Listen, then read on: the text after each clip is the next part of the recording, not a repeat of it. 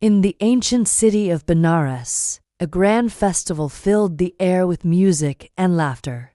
But for one poor man, joy was far from his heart. His young wife, seeing others in their finest, turned to him with a pleading gaze. "My love," she said, "I long for a saffron-dyed cloth, to feel beautiful just for a day, to be admired like the others." Her words, born of simple desire, pierced his soul. He loved her more than anything, but saffron was a luxury far beyond their means. Torn between his love and his poverty, the husband made a desperate choice.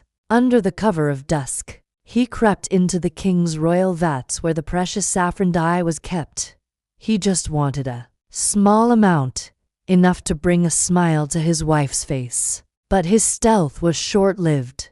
The king's guards discovered him, and he was dragged before the mighty King Brahmadatta. The law was absolute. For his crime, he was sentenced to a grim fate. As he was led through the city gates, a somber crowd gathered, their festive spirit replaced by a heavy silence. Above, dark crows circled in the sky, like omens of what was to come. The guards carried out the sentence, and as the husband lay in agony, he wasn't thinking of his own pain. He whispered, his voice filled with sorrow, "My only regret is that I could not give her the saffron cloth. I failed to fulfill her wish." In that very moment, the scene transformed. The Buddha appeared and revealed the deeper truth. This was not just a story, but a reflection of a past life. The husband and wife were reborn, their connection still echoing through time. He was now a restless young bhikkhu, a monk, and she was a woman he still longed for from afar, the object of his unshakable attachment. The spirit who had witnessed his lament was now the Buddha himself.